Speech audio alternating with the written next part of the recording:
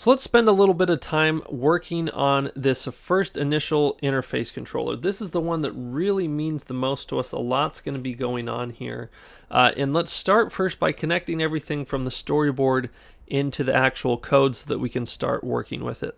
So I'm going to do a split screen here, and we should have it so that if you select something from this interface controller, you have this interface controller.swift selected. If not, you're going to want to go to your automatic, make sure that everything is connected there. But the first thing that we want to do is we want to bring forward these two labels and this button all as outlets. And so let's go ahead and give ourselves a little bit more space to work with here.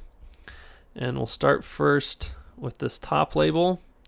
So I'm just going to call this top label and connect that on over. Next, let's bring this over. I'm going to call it, you guessed it, middle label. Let's give ourselves some more space there.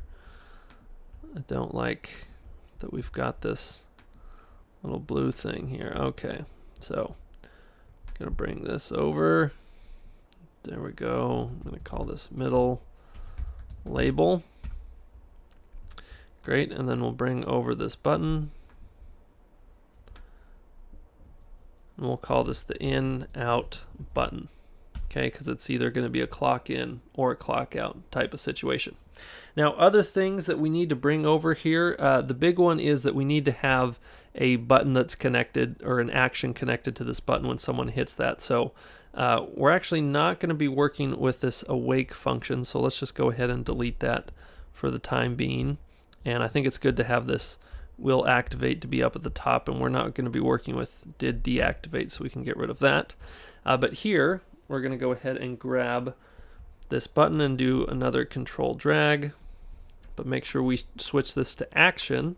And then let's go ahead and call this something like in, out, button tapped. Okay. Oh, and I missed the O on that, so I'm going to change this to be in, out, button tapped. Remember, if you change something over here, you got to go over to the right side menu, go to this buttons, connections, the in out button tapped. I'm going to delete that one and instead come over here and drag and drop that to there. Oh, it's not letting me. Let me try the other way. Let's see if it won't. There we go. Now it's all connected with the correct spelling. Good stuff. Okay, so we have those. One other thing that I'd like to connect here is from the menu, whenever someone taps on like the history button or the reset all button, I'd like to be able to run code with that. So I'm going to do a control drag from here to there. So here you only have the option for an action. You can't even do an outlet if you wanted to. Let's just call this one, say, history tapped. And we'll also do one for reset all. So bring that over, reset all tapped. Great, so we got that all in place. Let's go back to the full screen here and start talking about what it is that we want to be doing inside of our app, right? Like what are the first things that we should start dealing with? And oh, we got some breakpoints here that we can go ahead and get rid of. Right? Like what are some of the first actions that we should talk about? And really, I think when we look at the app, the big thing is you're supposed to be able to keep track of time of when someone has clocked in and clocked out. So I think that's the whole process that we should start with, is when someone taps that in out button, how do we appropriately start storing the information? And eventually, in the end, we're going to be saving this into user defaults. You could choose to have some other sort of backend, whether it's going to be core data, your own custom thing with like Realm or something like that. But I think for the small bits of data that we're going to be working with here, user defaults is going to be just fine. But let's just start that whole process of, allowing someone when they, hit this button to have the right actions be happening on a data level. And then we'll eventually get to the point where we have the appropriate things showing up on the screen here. So let's go ahead and move first into when someone hits that button, what it is that's going to happen. And connected with that, we need to have a property up top that keeps track of whether we are currently clocked in or not. So I'm going to make a new variable up at the top here that we're going to call clocked in, and I'm going to initially set that equal to false. Okay. But like I said, what we need to do is when someone hits this in out button, we need to determine what's going to happen. And the first thing that we need to do is check that Boolean that we had up above. So we're going to say if clocked in is true, we'll do one thing, and then else we'll do something else. Let's give ourselves some space to work with here. So there's a couple of things. We could start writing code here, but it's going to get complicated quickly. In a nutshell, what we want to have happen here, if someone's already clocked in, what should happen here is that they're going to then clock out. If in the other situation, we are going to clock in. And after we've done all of this, we want to update the screen to show whatever we have. So we want to do some sort of update of the UI here. So for all of these situations, let's go ahead and make functions that are going to handle those so that we don't have to have all that code right here. So I'm first going to make a function that is going to simply be for clock in. Okay, don't have to pass anything into that. We'll just have that go there. We'll make another function that we'll call clock out. Again, don't have to pass anything in. And then we'll also make one that we're going to call update UI. Okay, and this is again just to sort of get everything on the screen rolling. Like if you think about it, we got to make some decisions like, do we show this top thing? Is the button saying clocked in or clocked out? Or we're going to work with any particular colors or anything like that. We want to have all that information available. All right, with these functions, let's go ahead and plug them where we have our comments here. So I'm going to say clock out. And I don't want the capital C on clocked out, and I misspelled that. There we go.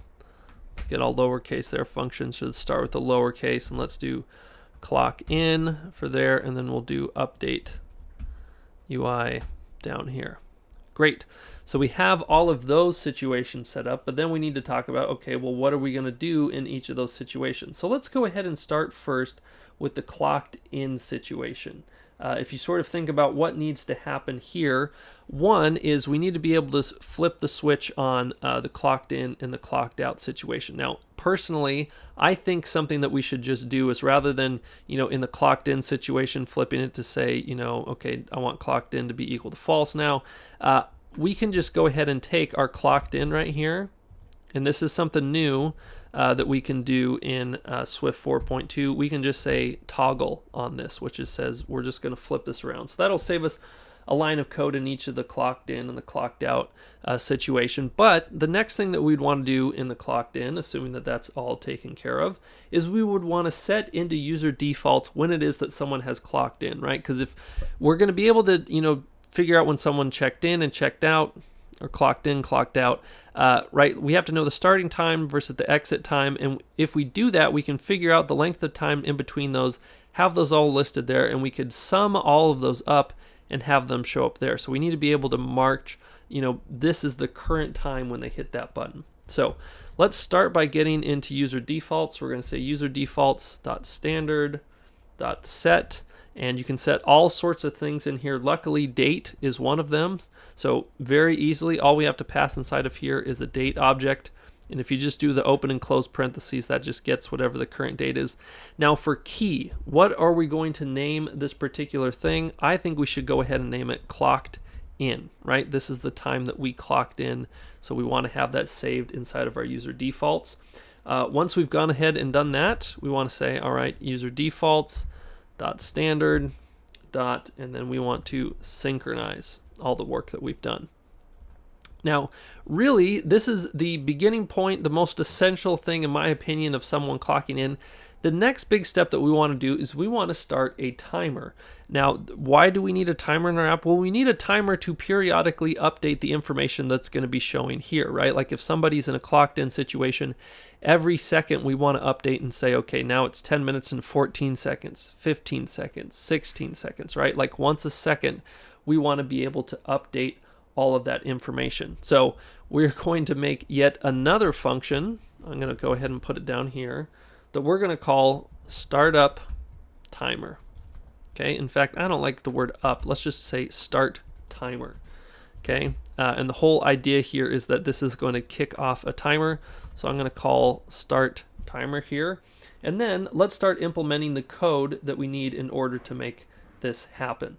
So again, to create a timer here, all we're going to do is just say we need a timer object, and then we're going to do dot scheduled timer. Make sure you have the one that contains a completion block. This is going to be essential to say, hey, every time this timer goes off, we want to be able to run a little bit of custom code here. So we'll go ahead and create all of this. First, the time interval. This should just be 1 second.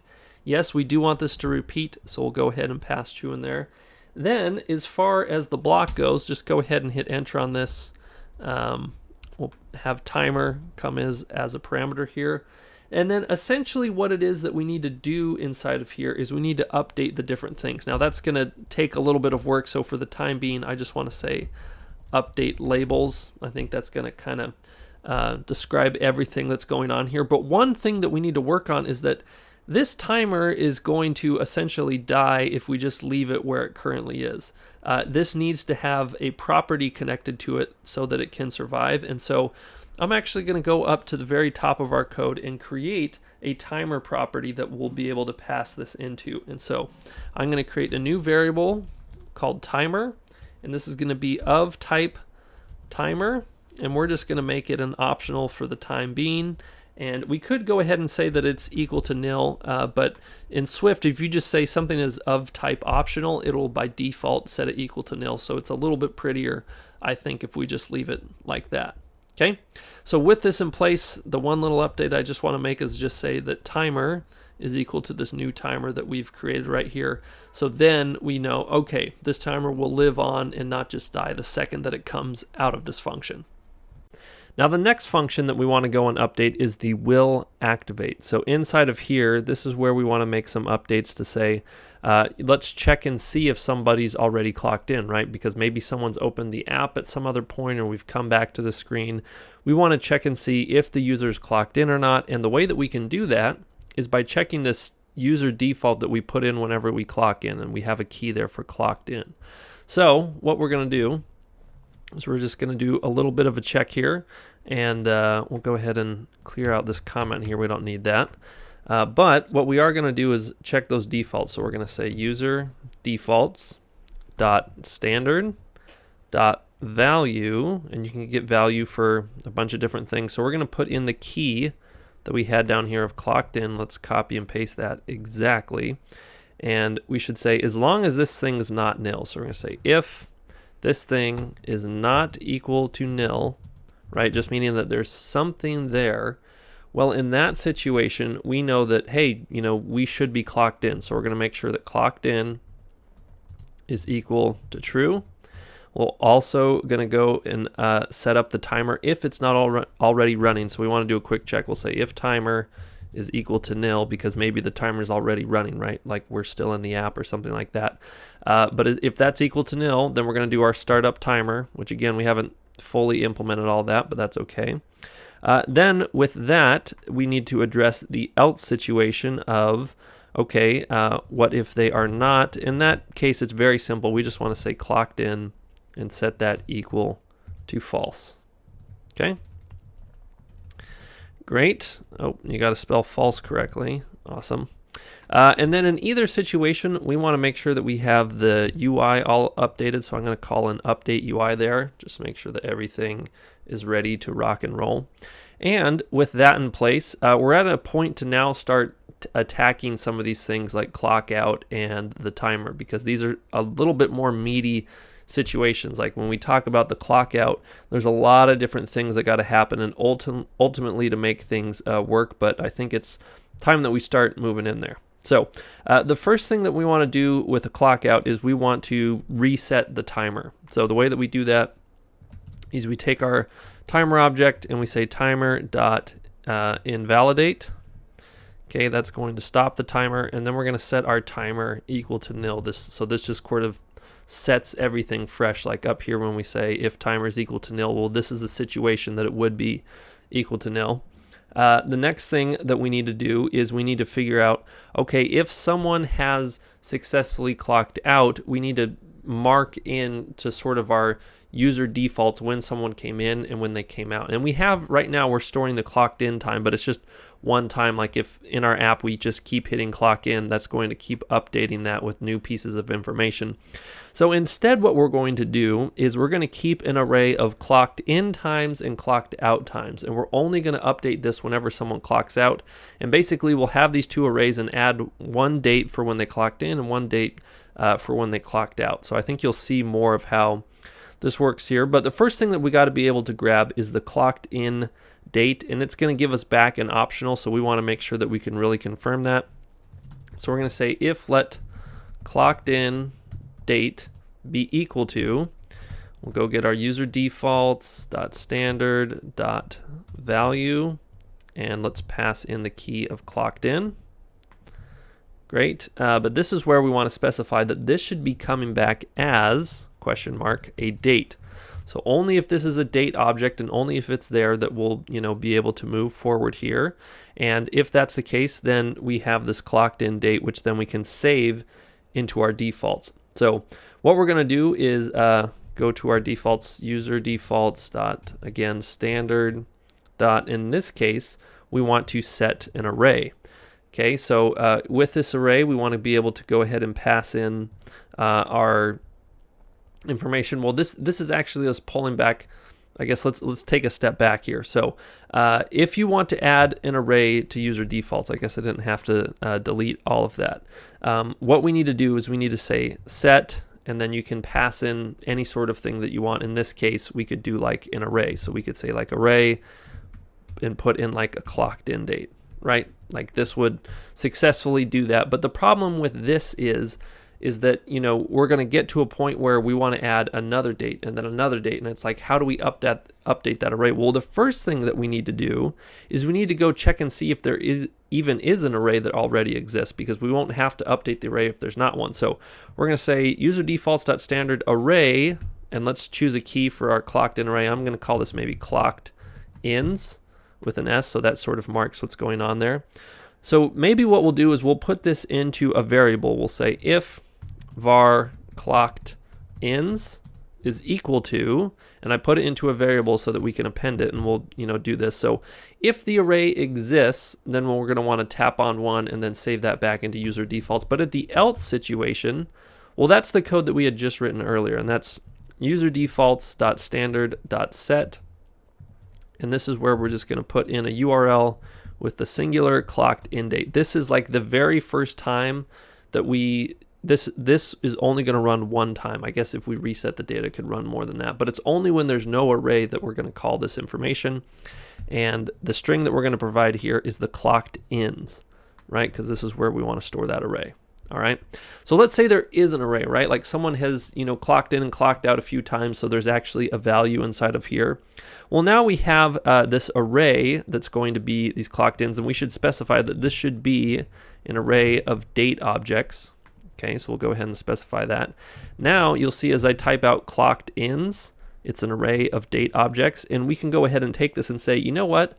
I want to put in a new object, and we're going to put it right at the front, and we're going to say insert, and let's put in our new element, which is the clocked in date, and we're going to put this at position 0, meaning put it right at the front of that array. Once we've done that, we've just got to put it back into our user defaults, and we'll just go ahead and take, it's not liking what we have here, not take value of type date array to expected argument type date.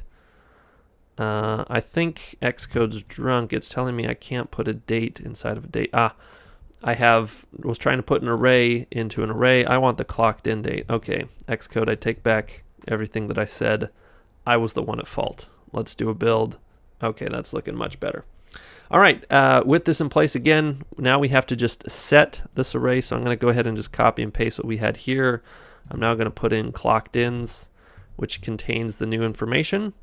And we'll do this for key, and the key that we want to put inside of here, somehow we got too much info there, is this clocked ins. So go ahead and paste that like that. Great. So this is all the code that's going to handle if someone wants to clock out. And we've handled now we've updated the clocked ins, we have to do the same thing for the clocked outs. And this code is actually going to be quite similar to what we've seen above. So in fact, maybe what we can just do is copy and paste what we have here, but we're going to change everything for the clocked out. So instead of clocks in here, we're going to have this be clocked outs.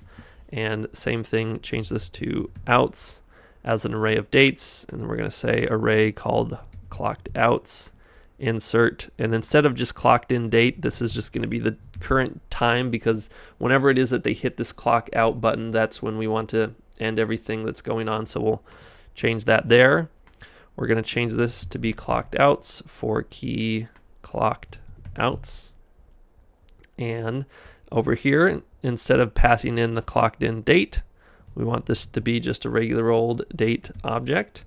And this should be for clocked outs. So let's go ahead and do a little double check here, make sure everything's changed. So variable clocked outs is equal to trying to grab all the clocked outs. If it's successfully able to do that, we're going to insert and add on to our clocked outs the current date. Then we're going to put that back into user defaults with clocked outs. The else of this situation is we just set up a new array with this one date in there, and we put that as clocked outs. Great. Okay. The next thing that we need to do is we've put in this information for the clocked ins, the clocked outs. We also need to set this clocked in value, just the singular one, equal to nil to sort of signify that we don't have anything in there. That's so that when we come here up at the top of checking to see if someone's clocked in or not, we can determine that. So what we're going to do is take our user defaults dot standard dot set, and we'll just go ahead and put nil into the key for, and let's copy and paste this, clocked in, no S on this, just singular clocked in. That's going to go ahead and get everything set up. And then what we want to do is synchronize user defaults. So we'll say user defaults dot standard dot synchronize. Okay. So from this point, we have a valid data structure for everything that's supposed to be happening in our app. Like this should be working here. And one way that we should be able to check and see if this is working is, well, let's just go ahead and put a little if statement here, or print out something to say, because we currently have something inside of our user defaults. So we're going to go ahead and print something here that will just say something there. And in this else situation, we're going to say print nothing. Okay, so when we first run this, we should be able to see something there showing up. Okay, so we'll go ahead and give this a second because we've already put things into user defaults. So, oh, and this is where the app is not too happy. I know we had run into this situation before, but that we had changed the Swift stuff. Let me go ahead and take a look at this. So it was this same issue. So I guess apparently I'd only had the app target selected. We actually need the whole project selected. Make sure you go to your project, change that to yes. That should make all the targets inside of it equal to yes. After you've done that, go ahead and do a clean and then a build and then run. Should have everything fixed. That is a really annoying bug to work through. But with that in place, you should see when you loaded up your app, we have something there showing up. And that means that we did have something here inside of user defaults. And if we go ahead and hit this button here, okay, that's going to essentially clock us out. Make sure you only tap it once if now you run the app, because hopefully what should have happened is, we should have ran out through the clocked out function and added one thing into clocked ins, one thing into clocked outs, and set that equal to nil. So we should see when this opens up, look at that, it says nothing, which means that we've got things working, that this is all sort of flowing in the correct way. So this is really cool from a data perspective that everything is working. The big problem that we have is that we've got to make sure that we can now visually show this back to the user to say, hey, look, things are working and we've got your time ticking, all that good stuff. So I think what we should do for now is just make sure that we can keep track of, when someone is, clocked in, we can see all the seconds that are going to be showing up in there. So there's going to be some code that we're going to have to add into our update UI that's going to handle all that information. So first thing that we're going to do is move down into our update UI and start attacking away at this. Let's give ourselves some space to work with. So again, this first part that we're working with here, this is trying to update the current time to see where we're at. So we want to make sure first that we're clocked in. So we're going to do a little if statement here. We're going to say if clocked in. Go ahead and do a little curly bracket there. So in the clocked in situation, there's a couple of things that we want to do. So let's sort of kind of just hammer out what those things are.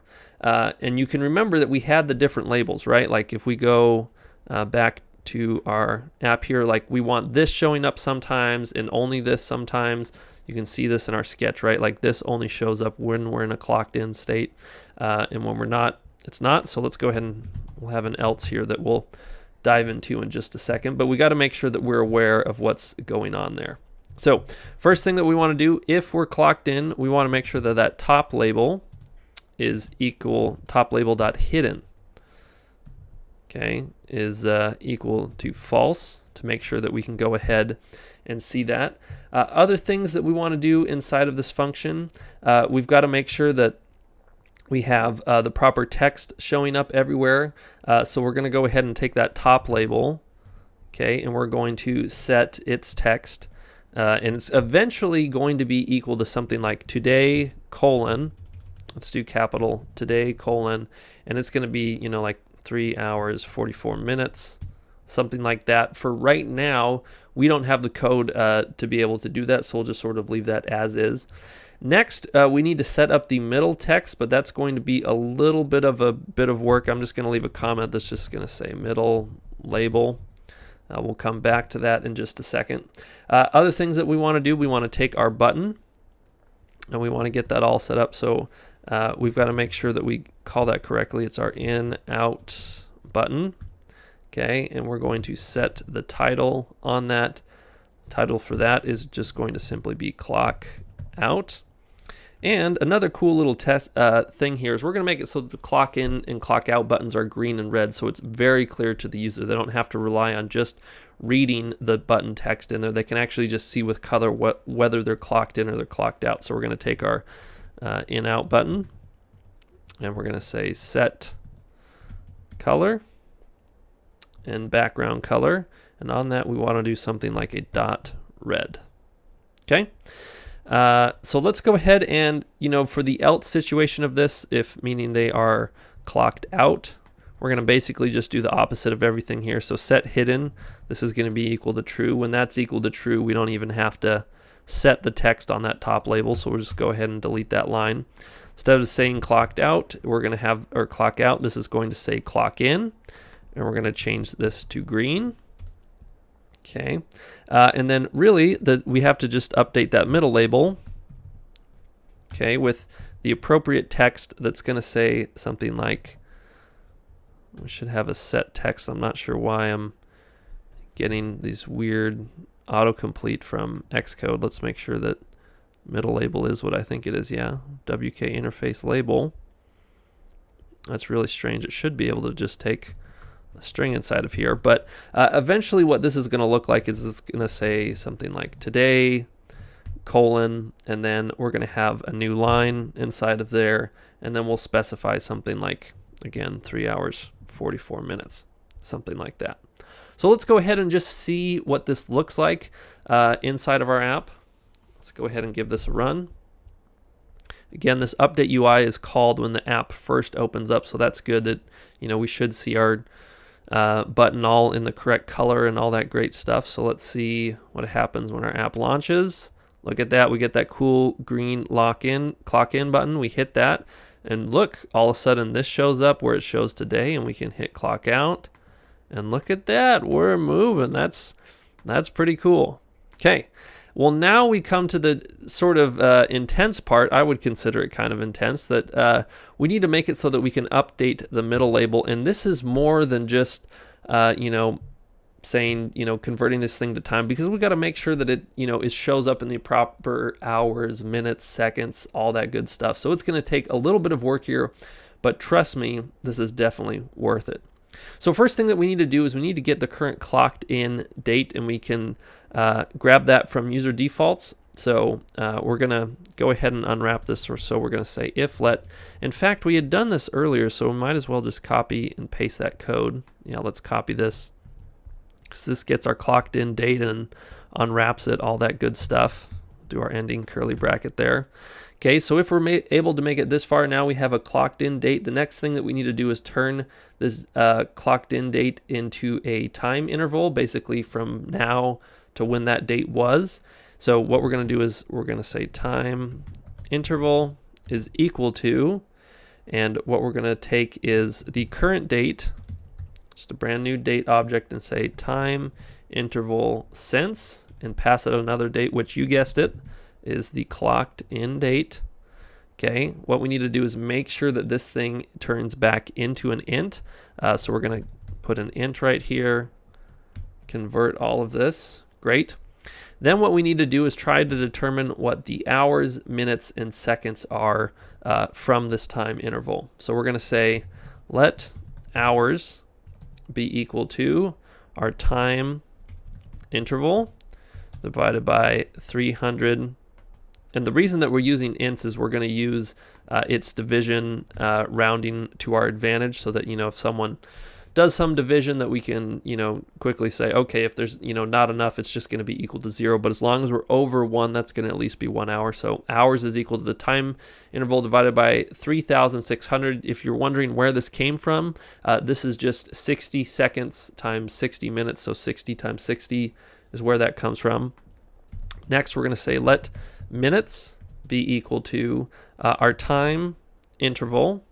And then we're going to do a modulo divided by 360. If you don't know what this does, it basically does division, but then leaves whatever the remainder is. So like if there was 3,605 and we did this, the value of this would be equal to 5. So this gives us the remaining amount, and we're saying, oh, okay, we're going to take this and divide it by 60, and that's going to give us the minutes, right? Because there's 60 seconds in a minute. And then finally, our seconds is going to be equal to just the time interval and just modulo 60, because no matter what the hours, the minutes are, whatever it is, if we can just divide this thing by 60 and get whatever the remainder is, then that's going to tell us what this is. And let's go ahead and do a build. It's not liking my modulo here. Oh, I forgot the equal sign. That would definitely do it. Okay, now I believe Xcode's going to be happy. Let's do a build. Great. Yes, everything's good. So it's giving me a warning. It's like, yo, you pulled out these hours and minutes and seconds. You're not doing anything with it. What's the business here? Well, we kind of want to do some careful situations of saying, depending on whether we have hours or minutes or seconds, like when we first open up, if we don't have any hours or minutes, well, we don't want to show hours and minutes. We just want to show seconds. So we kind of got to be careful with this. So what we're going to do is create a string where we can hold what our time is going to be. So let's maybe just call this current clocked in string, and we'll go ahead and just set this equal to an empty string, and we're just going to do a series of if statements here. So we're going to say if hours is not equal to 0, meaning if it's anything besides 0, then we're going to say current clocked in string plus equals, and then we're going to pass in our hours. Okay, so we'll go ahead and just do some string interpolation there to throw in our hours. Easy enough. So that way, if there's no hours, we won't add it on. But if there is, we'll go ahead and put that there. And we want to make sure we put a little h behind that. So it's like, 4h would be 4 hours, something like that. Next situation is we want to go ahead and talk about minutes. Now, we're going to be a little bit careful here where we're going to say, if minutes is not equal to 0 or hours is not equal to 0, there's two situations we'd want to do this. So we're going to say if minutes is not equal to 0, or do two straight up lines for that, or hours is not equal to 0. Then we're going to go ahead and do this. And you might be wondering, what's the whole point of this or statement? Well, I think it's appropriate if we have at least 1 hour. I think it's weird to show like 1 hour and 4 seconds. I'd rather have 1 hour 0 minutes and 4 seconds. Like, I think if you're going to be showing the hours, you should be showing the minutes as well. So that's why I think we should have this. Again, up to you if you want to, do this or not, but I think that's a good way to roll this. So I'm going to then say that I want to add on top of here our minutes. So we'll say minute with an S and then put a little M outside of that. Then regardless of the situation, I think we should always have the seconds showing up inside of here. So I'm going to take our current clocked in string and I'm going to plus equals whatever the seconds happen to be. So go ahead and use some string interpolation there. Let's put in our seconds and make sure that we put the little S behind that. Okay. So with this all in place, what this eventually gets us to have is this current clocked in string, which is going to hold something, and we can add this to our middle label. So I'm going to take my middle label dot set text, pass in the current clocked in string. So now with this in place, really the situation that we've got to work on now is make it so that when we start a timer, that we every 1 second are going to ask to update the UI. So let's go ahead and move into our timer that we have here. Here we're simply just going to say update UI. Okay, let's go ahead and give this a build. Oh, we need to add a self dot because we're in a completion handler. But with this in place, we should see that this is going to give us the appropriate time showing up inside of there. So let's go ahead and give this a run. See what this looks like. Okay. So moment of truth here. App opens up. We are not clocked in yet, so I'm going to go ahead and clock in.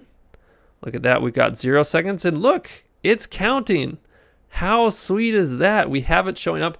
This is something I think that would be fun to try. Let's go ahead and move back. Stop the app. Let's run it. It should be able to pick up and automatically start counting from wherever we left off. So before it was like 7 seconds. It should be past that by now because we've been longer.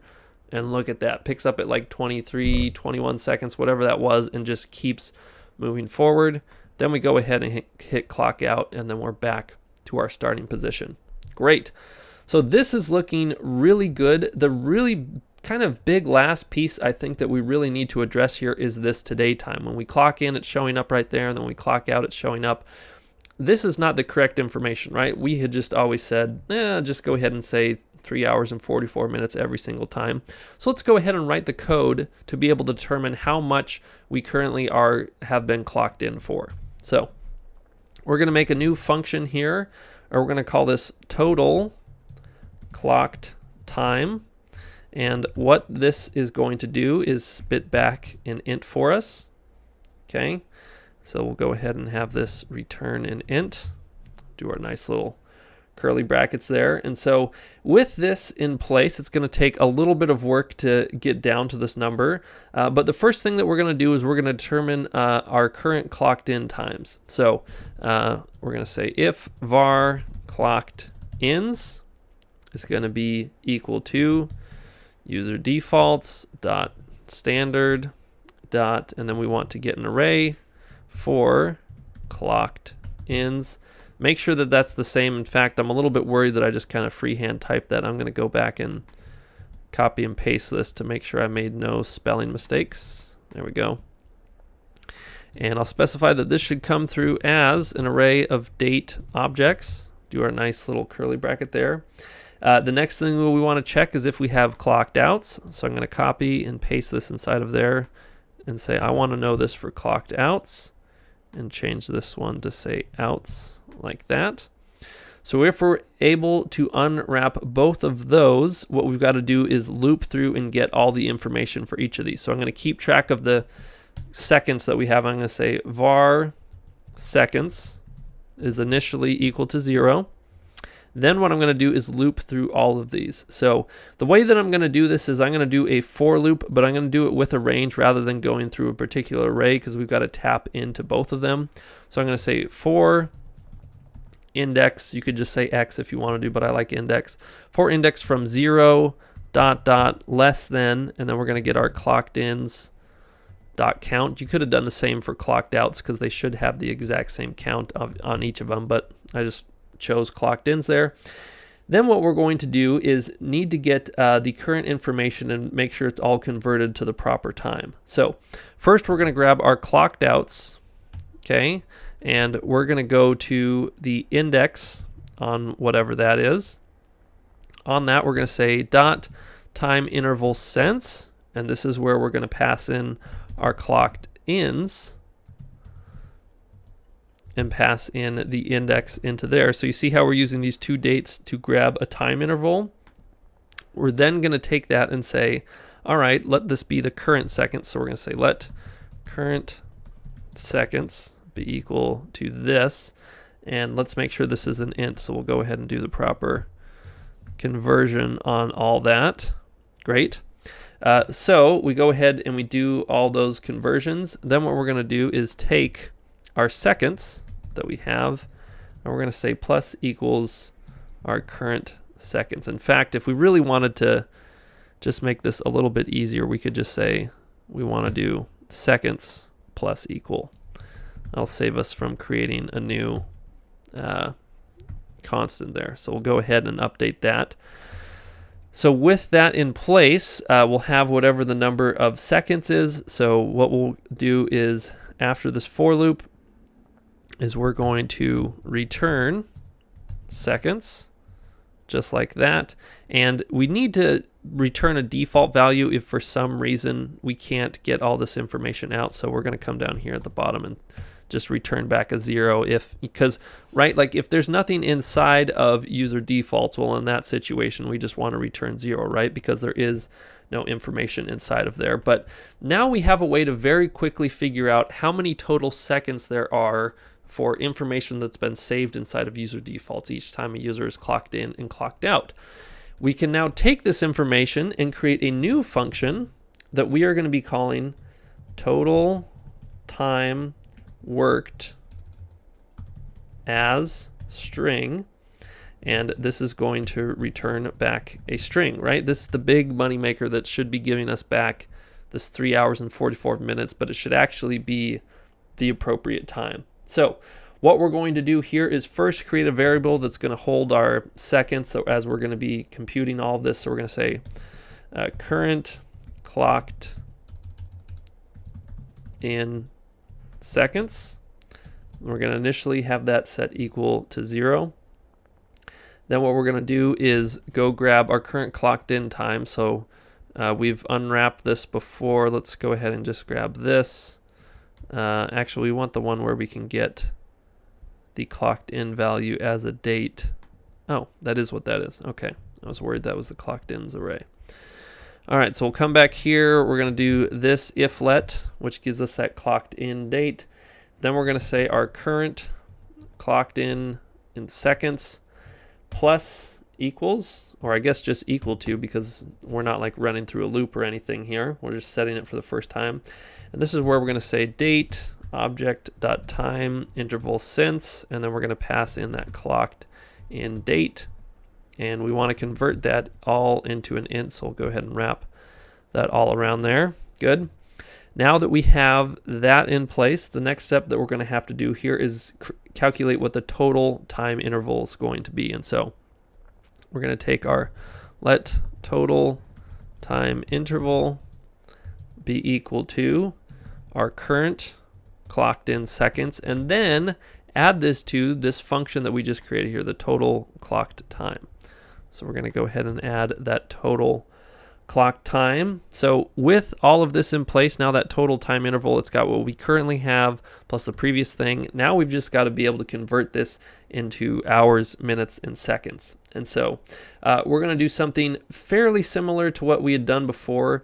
We're going to take create hours and minutes. We're not going to do seconds for this because I think that's a bit much when you're trying to calculate the day's time. So I'm going to say let total hours be equal to, we'll take our total time interval, divide that by 3,600, and we'll say let total minutes be equal to our total time interval. And in this case, we want to do our modulo 3,600. Take whatever that remainder is, and then we're going to divide that by 60. Okay, so this one we're just straight up grabbing the hours and the minutes, and no matter the situation, we want to make sure that these things get displayed. So we're going to return a string where we're going to have our hours. Okay, and we'll put the little hour there, and then we're also going to have our minutes. We'll put the little minutes right there. So when we first do this, like if we didn't have any time, it's going to say 0 hours and 0 minutes. I think that's a fine thing to show. Like even if, you know, oh, we got to have total hours here. There we go, total minutes. But, you know, it kind of signifies like, hey, we got to get things going. I don't like the idea of just showing minutes or something. I think we should always show hours and minutes. But again, that's a style thing. And if you'd like to change that, you have more than enough code to be able to move that around. And before we can test this out, I realized we just made this function, but we actually never put it into place. So we've got to take this into our update UI function. Let's go find that. If you ever have trouble finding a function, you can always tap here and go directly to it just like this. And so rather than saying here the set text equal to some solid thing there, we're going to change this time and have it be the total time worked as string. And same thing goes down here, that we want to have this be the total time worked string. Great. So let's go ahead and run this. Make sure this all looks awesome.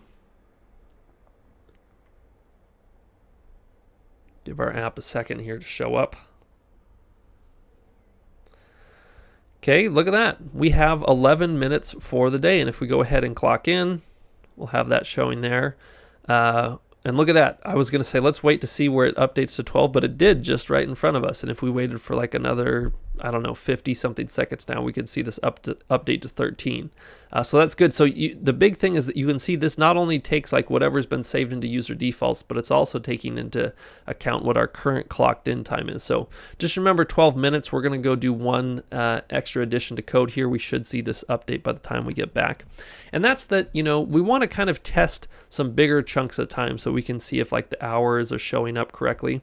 So let's go ahead and make it so that whenever we go to do our clock in, that we're actually adding a little bit of extra time than what just the current date is. So let's go ahead and move into our clock in function. And rather than just pass the date inside of there, we specifically want to do a date, but we want to do one that's like, you know, been since a certain point of time. So we're going to say time interval since now, and we want to set it back in the past. So let's maybe do like -5,000, something like that. So I'm going to cut this, paste this right inside of here. Okay. Oh, and that's where I was supposed to show you that it was going at like 13 minutes or something like that, but I guess now when we run it again, you should see it show 13 or 14, depending how long that took.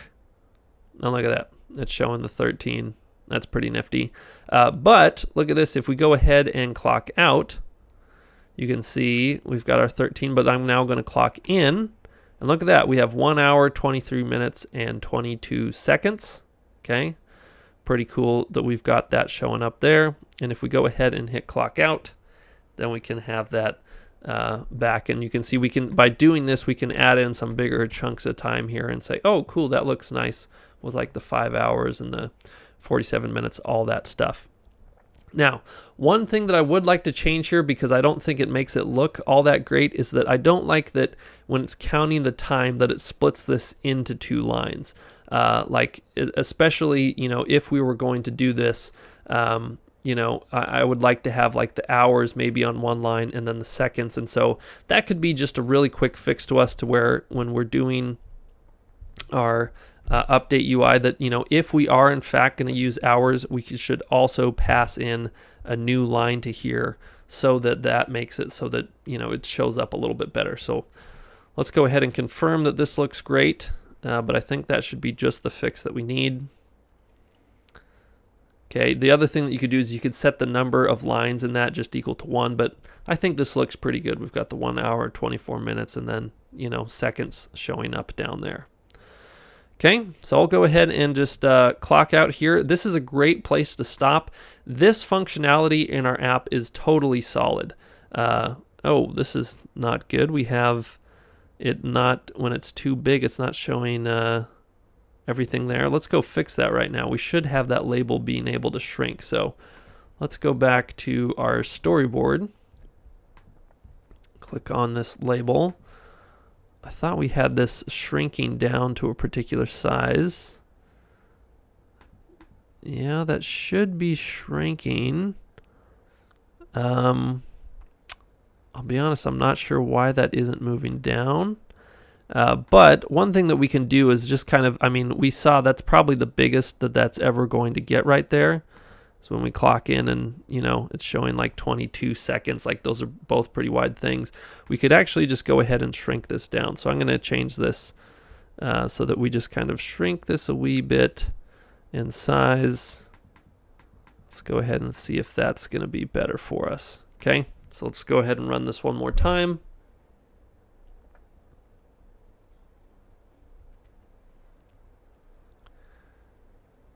Get our app to open up here. There we go. That's looking a lot better. We got the space that we need now. Okay, looks really good. Again, this is probably a good place to stop. We'll go ahead and cover in the next one when someone uses one of these hard presses, if we want to reset everything or go to the history, how to attack that.